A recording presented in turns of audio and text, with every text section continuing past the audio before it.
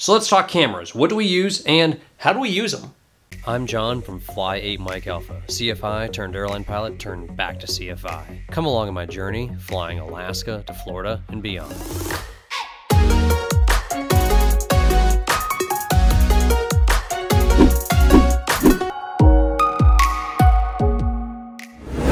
So obviously there's a ton of options when it comes to choosing a camera, especially for filming in an aircraft. Tons of different options with action cameras. GoPros are obviously a go-to, and we get so many questions about what cameras do you use to make your videos, the instructional videos and the vlog videos on the Fly Mike Alpha vlog where we're flying around the country.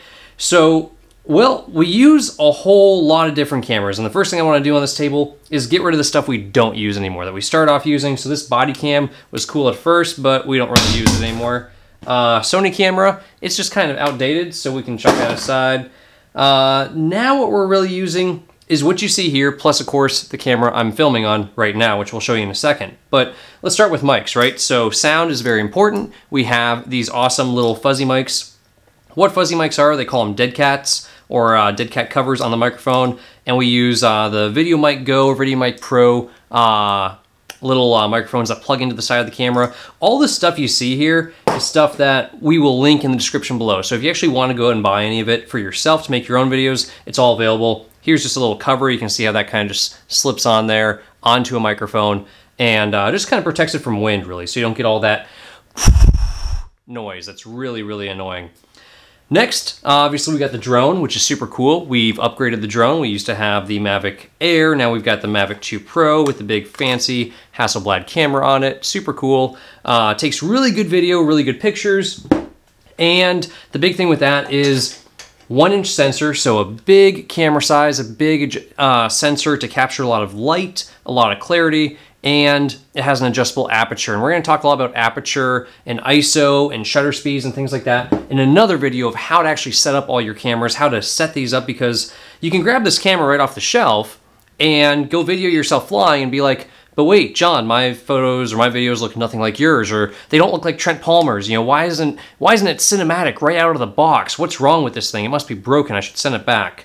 Well, not really. It's just you don't have the settings right. So there's a million different little settings in these things.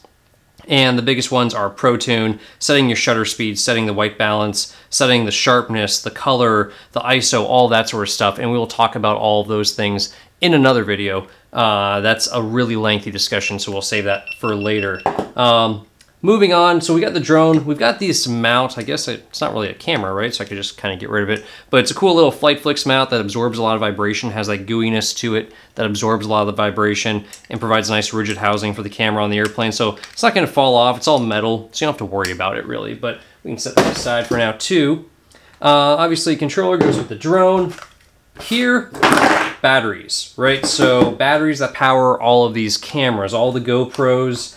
How do we keep these things running for 6-8 hours at a time? Well, we swap batteries in and out like crazy. We're always stopping, landing on a sandbar, landing on a beach somewhere to swap out batteries. It's a pain in the butt. Battery life on GoPros, quite frankly, sucks. In fact, GoPro cameras in general are terrible, and although you have to have them, not only do I highly recommend them, I'd say they're required, you have to use them, they're terrible. I don't really like them.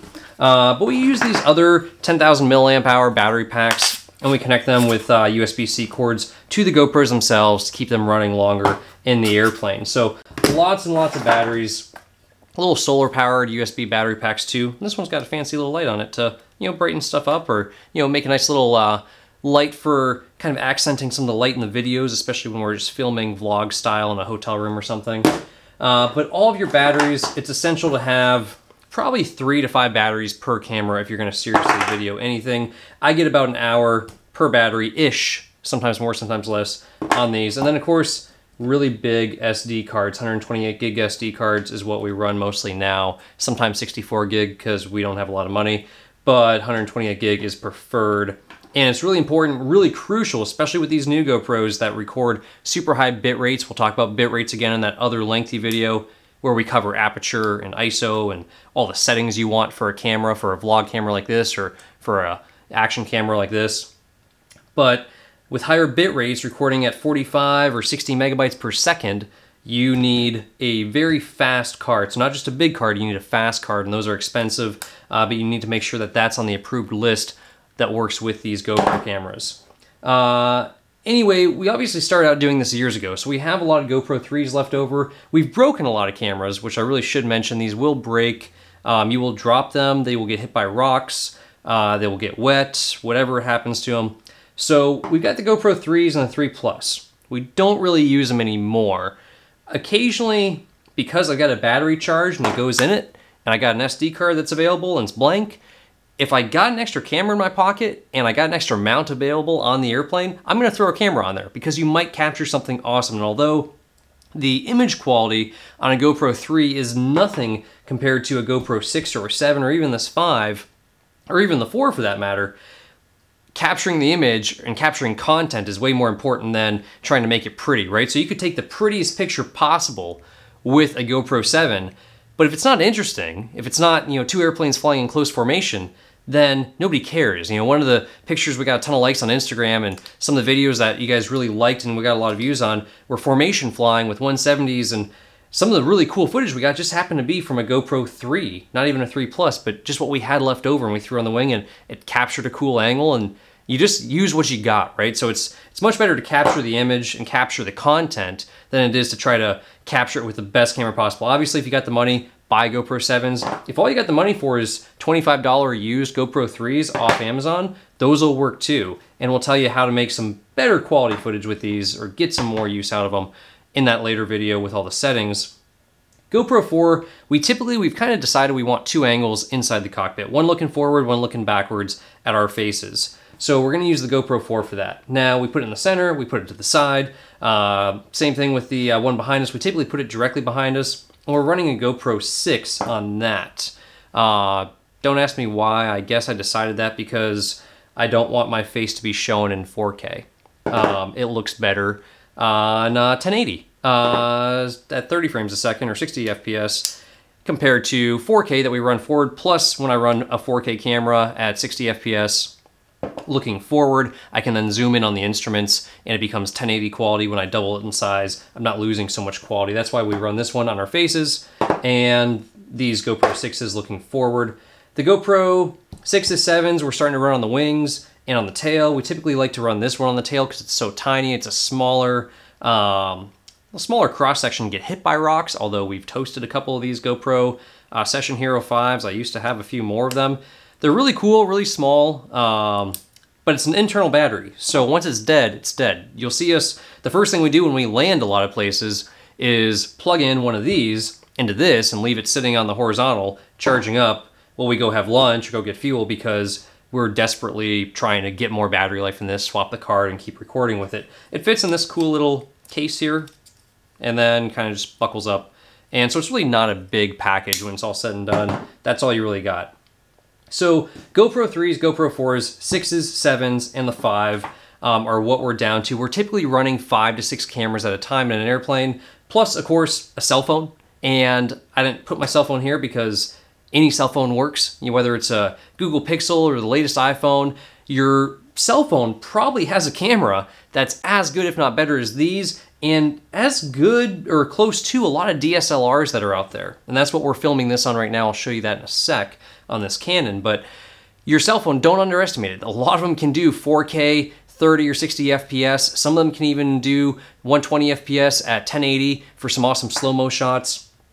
Don't discount your cell phone in your pocket. The best camera you got is the one that you have when you're about to capture a cool shot, right? So content matters a million times more than the actual camera you're using to get it. It could be the clearest, most amazing image of your pimply face, nobody cares. But it could be the grainiest image of a guy running out of a 7-Eleven, you know, at gunpoint, stealing stuff, and everyone watches that on Cops and on TV. They love to see police chase videos with crummy little body cameras or dash cam footage that's terrible. People waste hundreds of hours on YouTube watching dash cam footage from Russia of cars crashing, and it's terrible quality. It's less than even a GoPro 3, but content matters way more than quality of the image. Things that'll help with quality, get good SD cards, get a lot of them. You will fill them up. You don't want to be somewhere and then realize, oh, I can't film because my SD cards are full, and you don't want to be having to choose between deleting footage. For audio cables, This audio cable connects to GoPro 5, 6, and 7. It's terrible. The audio quality on the 5, 6, and 7 is terrible. I hate it. I have played with it a whole bunch. I just don't like it. What I keep these things around for, a lot of times we'll put these in the side pocket. We're not even recording an image with them. We're just using that mini USB to get audio quality to the 4 and to the 3s, and we're using them literally as voice recorders at that point because the audio quality is so much clearer and you don't get all the feedback from the radio and from the magnetos in these. And it could just be the cables we're using. Maybe this cable is just kind of cheap, but it's really the same quality cable and it feels like the same shielding to me on this cable as what we're running on the 3s and the 4s. But for whatever reason, the audio quality that comes out of the 5, 6, and 7 is nowhere near that comes out of the 4, 3, 3 Plus, all that. So that's the other reason we're hanging onto these cameras, and hopefully I don't break too many more of them, because we used to have a lot more silver and black cameras around, and now we don't, unfortunately. Other little cables I've made, you don't really have to. You can totally get away with what you just buy in the store. But the ultimate idea is good shielding. So if you're gonna make a cable yourself, get really high quality stuff that's really well shielded, and that will make a huge difference in your audio quality recording yourself. Whether it's just your flight lesson or whether you're trying to make cinematic vlog quality stuff, just good shielding makes a huge difference. And try it, you know, with the GoPro 6s and 7s and the 3s. Also, there's just a ton of quirks when you try to record with, say, like this little GoPro 6 here. If I just tap the top button, it'll start recording, which is great, but it won't record the audio coming into it that's plugged in the side, which is super annoying if you forget to have to first turn it on there and then wait and then hit the record button. Then it will record the audio. And of course, the jack here is also super loose and janky and poor quality from GoPro, but this is the only adapter they make for the 5, 6, and 7. You have to buy the GoPro version. No one else has a aftermarket one that's better right now. So I just tape it in there so it doesn't come loose. So hopefully we don't get too scratchy of audio. The other thing I would tell you about cameras is whatever you're using, remember, content matters. So don't try to save them. Put some protective screens on them, but don't worry about the rocks and all the stuff that's going to destroy them. Just use them, abuse them, get the awesome footage, because an airplane, you know, going over it on some nose or something is going to get 1 million views, and that could be on a GoPro 3, and you could have a GoPro 7 of you flying around the pattern, and guess what? Nobody cares. Everyone flies around the pattern. So other little things, just little lens caps I use. And of course, this awesome lens that I use on this Canon camera is a super wide aperture. So what that means is big old opening, lots of light gets let into that thing. So you can see how much light gets let in, manual focus and autofocus. It's cheap, it's a $45 or $50 lens, but it gives you that awesome blurry background when you're taking video or picture. It's fixed focus, it's not zoom. So what I'm doing here is I'm not zooming it, I'm just adjusting the focus. There is no zoom on this lens. It's fixed at 50 millimeter. So on a small camera like this, on a 1.6 crop sensor, it's kind of telephoto-ish, so you gotta be pretty far back from your subject, but you can get those awesome, beautiful, blurry background shots, and whether it's photo or video. Plus, because it's f1.8, it's a big, wide open lens with lots of light coming in, it's going to go ahead and let in so much light. You can shoot in lower light, you can shoot at lower ISO settings, you get less noise in your image, and you can get those beautiful night sky, starry pictures with those big, longer shutter speeds, but you don't have to keep the shutter open for 30 seconds. You might only have to keep it open for 10 seconds to get an awesome, beautiful night sky picture out in the desert or something like that. So lastly, the camera that we're shooting on right now is this thing. Now this thing is a sweet camera. It is a Canon EOS M50 mirrorless camera. I've just got the standard kit lens that we use for most of the time, 15 by 45 millimeters, so it is telephoto. You can zoom in and out a little bit, but it's not so close. You can actually hold it at arm's length and not be really, you know, buried in your face. You can actually get far enough back that you're not zoomed in on all those little pores on your nose there.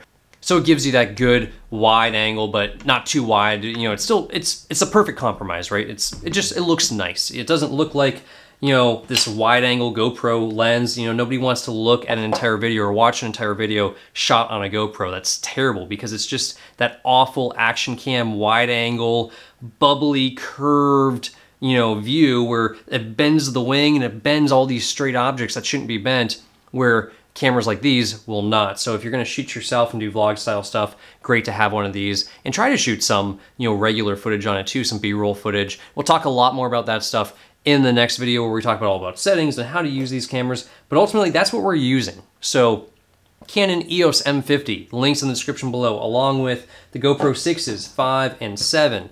Of course, they're all black. Do not waste your time. If you're on a budget, go ahead and buy a silver, buy a whatever, cheaper GoPro, but buy the best one you can afford basically, and then use whatever you got. Just always use as many cameras as you can, with as many angles as you can, as many SD cards as you possibly can, and don't hesitate to break these things. You will catch awesome footage if you really use them. But if you're always trying to baby them, you're probably not gonna get that awesome shot that you really want. Hopefully that answers the question for you guys of what are we using to film these videos.